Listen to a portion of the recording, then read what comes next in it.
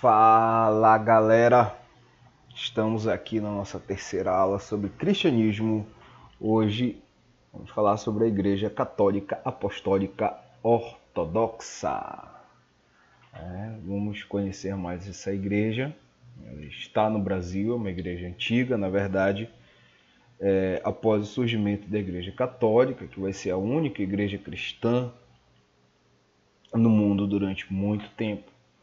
A primeira que surge, se separando dela, é a Igreja Ortodoxa. Sem mais delongas,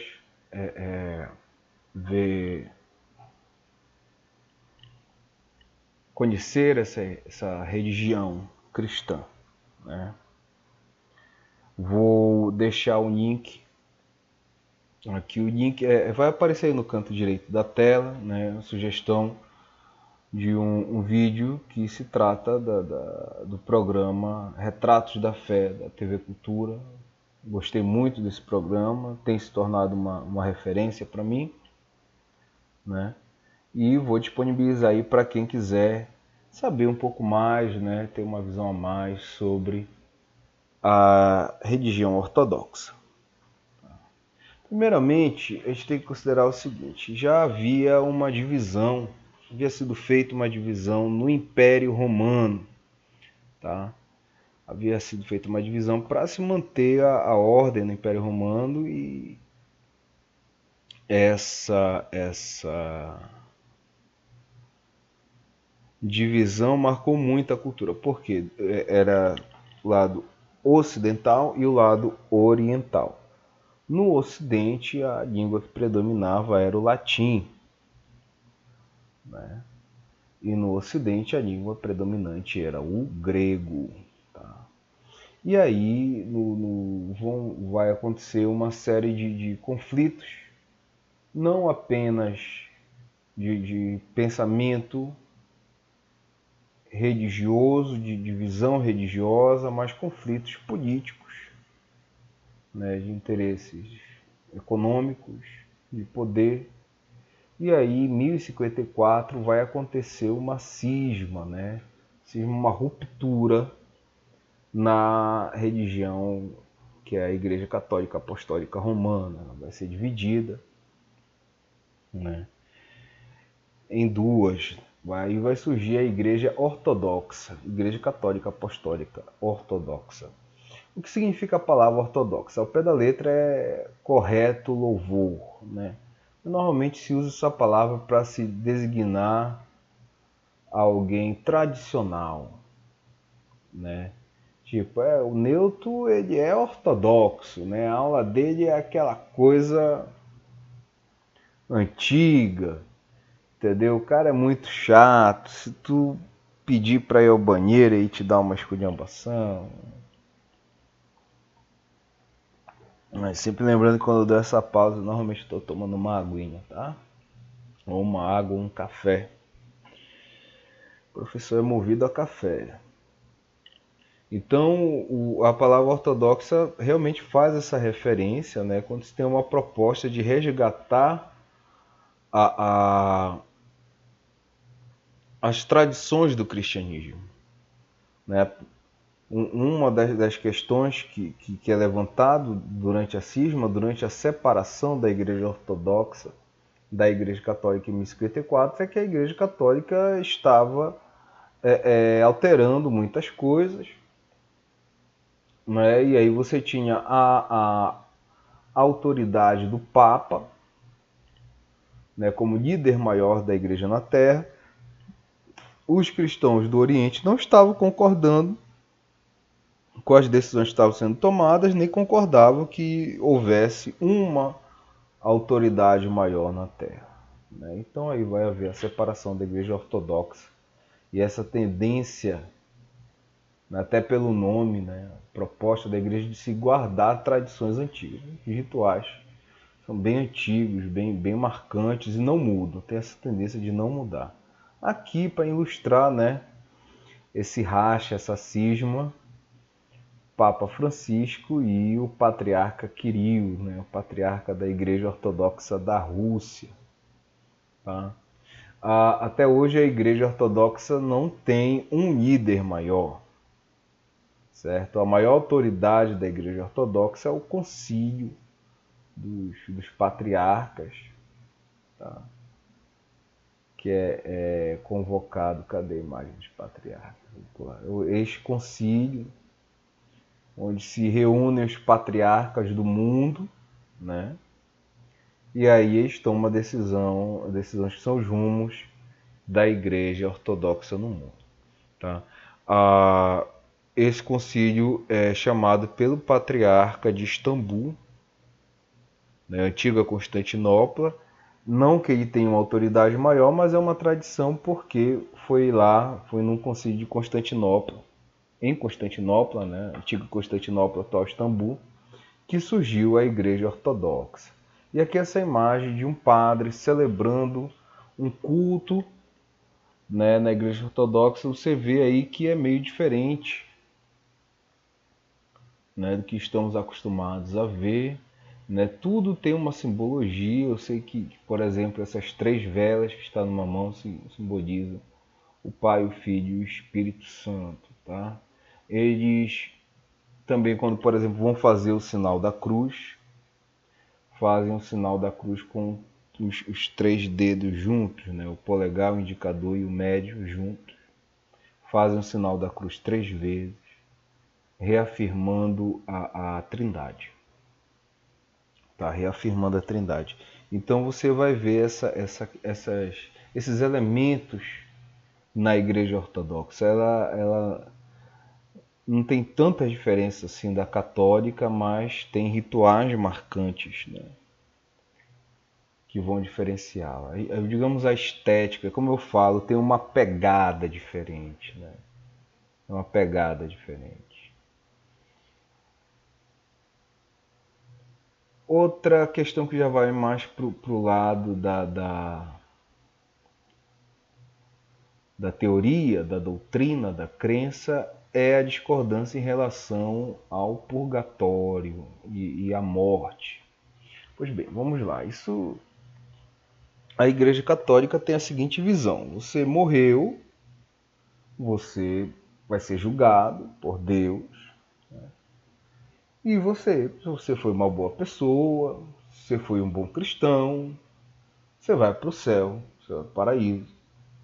Se você não foi uma boa pessoa, você vai para o inferno, né? E se você não foi nem tão bom, nem tão mal, você fica ali no meio termo, você fica no purgatório, né? Peguei aí essa arte que mostra o purgatório, onde as pessoas estão, né, sofrendo, pagando uma penitência, mas ainda tem uma esperança de serem resgatadas pelos anjos, certo? Então essa é a visão católica, é a visão de muitos cristãos, né? Mas a Igreja Ortodoxa não vê dessa forma, tá? A Igreja Ortodoxa vê que quando você morre,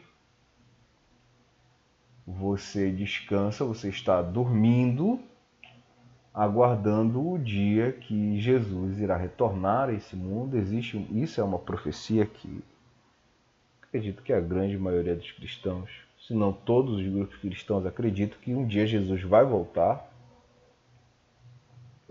E aí, quando ele voltar, ele vai ressuscitar a todos os mortos, ele vai julgar os vivos e os mortos, né? E aí você vai ressuscitar. Mas existem os santos, né? Os santos são aquelas pessoas que não foram apenas bons, mas foram os caras, né? As mulheres, a mulher, o cara, né? Foi um grande cristão em vida, certo? Então ele recebe o mérito de poder interceder junto a Deus,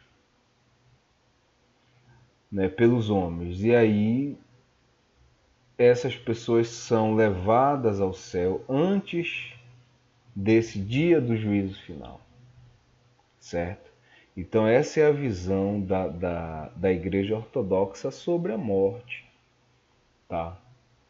Então foi uma das discordâncias que houve durante a separação em 1054, né, essa questão do purgatório, da morte e do líder único, né? Uma outra discordância que você vai ver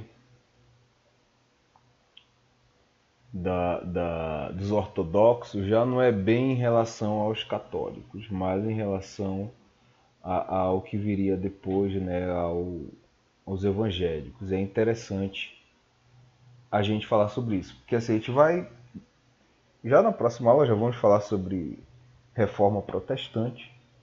E os protestantes eles tinham um pensamento que é sola escritura, né? Essa é a base do protestantismo. O que é sola escritura? É apenas a escritura. Então eu vou seguir o que está na Bíblia, né? Não está na Bíblia, não vou seguir. Entendeu? Então ninguém tem. Daí o costume de você ir numa igreja evangélica, quando a pessoa está pregando, o sacerdote ou alguém da igreja está pregando e fala, olha, abram suas Bíblias no capítulo tal, versículo tal. Porque havia uma necessidade de se provar que aquilo que estava sendo dito estava, de fato, na Bíblia. Né? Então, o ortodoxo ele vai contestar isso também com o seguinte pensamento. A Bíblia foi composta, né, a partir do Concílio de Nicéia, lá por 335. E antes disso, o cristianismo já existia, né, e as comunidades cristãs elas eram levadas, elas eram conduzidas pela palavra, né, por aquilo que os líderes da igreja diziam. Então existe a possibilidade de um patriarca, do concílio dos patriarcas, tomar uma decisão que não necessariamente está registrada no livro sagrado, que é a Bíblia. Achei bem interessante essa forma de raciocínio, né? Acho que merece um destaque assim, da diferença da Igreja Ortodoxa. Concílio de Patriarcas. Hoje a Igreja Ortodoxa está espalhada pelo mundo, né? Então, por discordarem de um líder maior. Ah, mas eu já falei sobre isso, né? Eu vou falar de novo.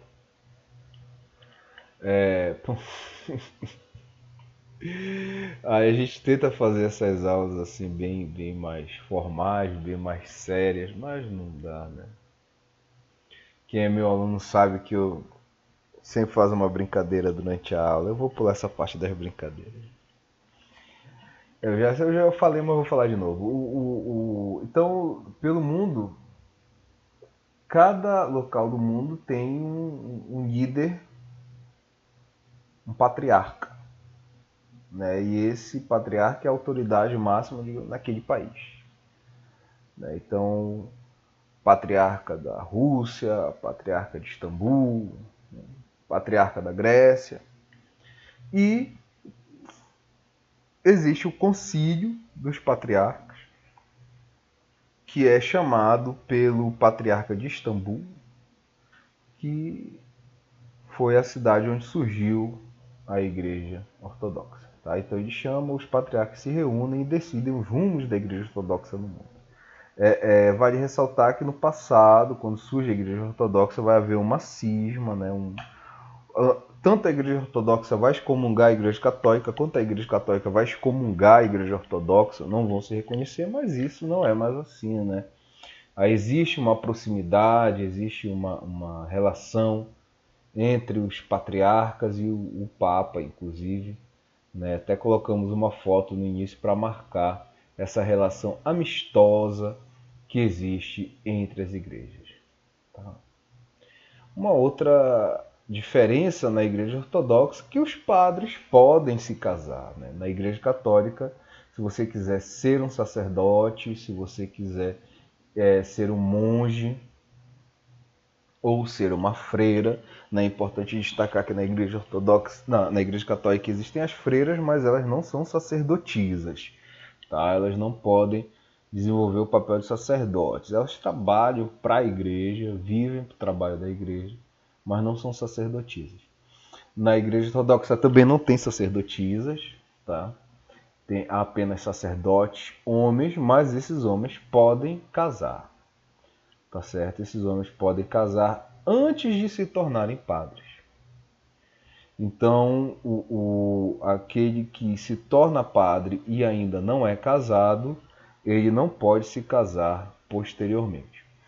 E aí vão se formar dois grupos na Igreja Ortodoxa, tá? Os padres, o sacerdócio branco, que são aqueles sacerdotes casados, e o sacerdócio preto, que são os monges, né? Aquele sacerdócio monástico daqueles padres que não são casados, tá? E nem vão poder se casar. Existe, para cada dia do ano existe um santo, tá? Cada dia do ano existe um santo da Igreja Ortodoxa, existe uma oração, uma prece para esse santo, tá? Própria desse santo, mas existem 12 celebrações principais no calendário da Igreja Ortodoxa, certo? Aqui a questão, a imagem representando a ressurreição dos santos, né? Esses santos que têm, acredita-se que podem intervir junto a Deus pelos homens, tá? Mas a maioria das pessoas para a Igreja Ortodoxa não está no céu, está dormindo, certo? O espírito está dormindo e será ressuscitado no dia do juízo final, né? Quando Jesus voltará a esse mundo em glória. A estética da Igreja Ortodoxa, né, como eu falo, a pegada é diferente, né, a estética é diferente. Então ela tem uma estética própria. E como você vê a proposta dela é manter uma tradição, essa estética vai ser mantida pelo mundo, né, em diferentes períodos. E normalmente na entrada dos templos você vai ver de um lado a imagem de Jesus e do outro a imagem de sua mãe, né, Maria segurando seu filho Jesus. É interessante que, assim como na Igreja Católica existe um destaque para Maria, na Igreja Ortodoxa também existe um destaque para a Virgem Maria, tá? Como santa, como intercessora junto a Deus. E uma análise que algumas pessoas fazem, que eu acho interessante, é o fato de você ver na Igreja Católica muito marcante a imagem de Jesus crucificado. Né? Jesus crucificado. Já na Igreja Ortodoxa, a imagem que vai predominar é de Maria segurando Jesus e de Jesus, como você vê aí, sem estar crucificado necessariamente. Né? Jesus ensinando, né? Digamos assim, já que ele está segurando um livro. Algumas pessoas fazem análise de que o catolicismo é marcado por essa questão da penitência, do sofrimento, de se alcançar a redenção por meio das privações, por meio da dor. Já a Igreja Ortodoxa, ela vai ser mais marcado você alcançar a redenção por meio dos estudos, dos rituais, né, de se manter a tradição, de se conhecer o cristianismo, certo? Então, seria um caminho diferente, né, do que é a Igreja Católica. Né? É inevitável a gente fazer essas comparações quando a gente fala de Igreja Ortodoxa, né, fazer as comparações com a Igreja Católica, porque elas são bem parecidas. Fica até contraditório, né? A gente compara porque são parecidas, fala das diferenças porque são parecidas, mas é isso mesmo. Elas são bem parecidas, entendeu? Só que vão ter pontos, né, que vai dar aquela diferença. E quem já conhece a Igreja Católica não vai ser difícil de compreender o que é a Igreja Ortodoxa, né? Apenas esses pequenos pontos, como eu falei no início, há de se considerar que não foram tanto as questões doutrinárias que fizeram com que essas religiões se separassem, que essas igrejas se separassem. Foram mais questões mesmo de poder e de afastamento cultural até, né? E é isso, pessoal. Nós vamos ter um pequeno teste aí no final, tá? Vamos encerrando aqui o nosso vídeo com a imagem dele, que é o patriarca de Istambul, né? Bartolomeu I, assim como terminamos a outra aula com a imagem do Papa Francisco, né? Vamos terminar essa nossa aula com a imagem do Bartolomeu I. Foi mais difícil de encontrar uma foto dele sorrindo. Normalmente ele sai, né, nas fotos mais sérias, mas encontramos aí essa foto dessa simpática figura que é o patriarca de Istambul, certo? Não se esqueçam de acessar o link com a provinha, né, o teste. É um teste que vai fazer o registro da participação de vocês, tá? E é isso. Qualquer dúvida, escrevam aí nos comentários, eu vou responder na medida do possível, certo? E até a próxima aula. Tchau!